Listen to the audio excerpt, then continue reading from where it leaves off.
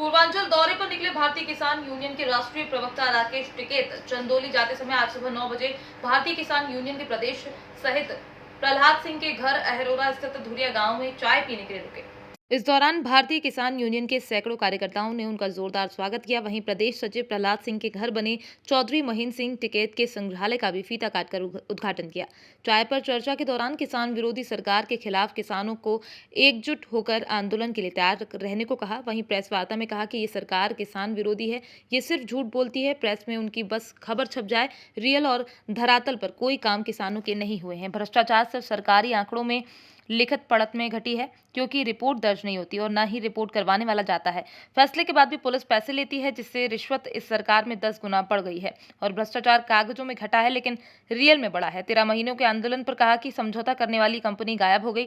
Digital समझौते के आधार पर भारत सरकार से बातचीत हुई थी, जो बीजेपी की कंपनी थी वो गायब हो गई। 22 जनवरी 2021 को सरकार से अंतिम बातचीत हुई थी तो आंदोलन स्थगित हुआ था, वो तो कागजों पर समझौते हुए, किसी से मिलकर कोई समझौता नहीं हुआ। उस दिन आज तक बातचीत नहीं हुई। आगे आंदोलन वैचारिक क्रांति देश में आएगी तो किसान आंदोलन आगे चलेगा।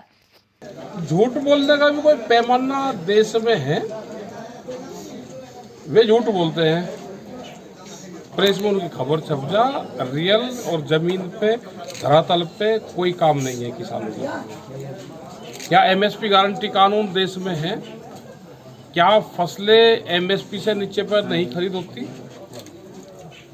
लेकिन कोई रोकने वाला नहीं है। क्या ये नहीं कहा चुनाव से पहले कि हम बिजली किसान को मुफ्त में देंगे, और आज मीटर लगने लग रहे हैं। घोषणा पत्र में था कि फ्री में देंगे।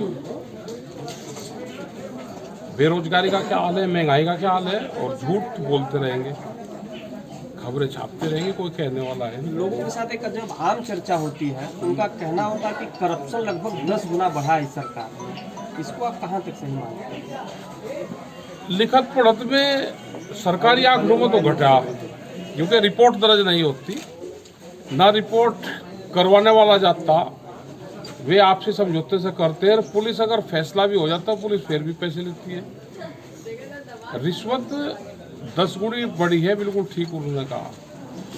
करप्शन बढ़ा है, लेकिन कागजों में घटा है और रियल में बढ़ गया है। 13 महीने तक जो किसानों का आंदोलन था दिल्ली में, इसी कारण जो है उसको स्थगित कर दिया। इस पर क्या कहना चाह रहे हैं? 13 महीने का आंदोलन बड़ा एक आंदोलन हो जाता है, और डिजिटल समझौते के आधार पे भारत सरकार से बातचीत हुई, और फिर वो डिजिटल समझौता करने वाले वह कंपनी गायब होगी, जो बीजेपी की कंपनी थी। वो 22 जनवरी के बाद में फिर हमको तो मिली नहीं। 22 जनवरी 2021 को लास्ट बार भारत सरकार से बातचीत हुई। जब आंदोलन स्थगित हुआ, उस टाइम पे भी कागजों पर समझौते हुए, किसी से मिलकर कोई समझौता नहीं हुआ, ना सरकार मिली, और ना उस दिन के बाद में आज तक हमको मिली। 1 साल हो गया। आगे क्या प्लानिंग है? आगे आंदोलन, वैचारिक क्रांति देश में आएगी तो उसी से पढ़ा है।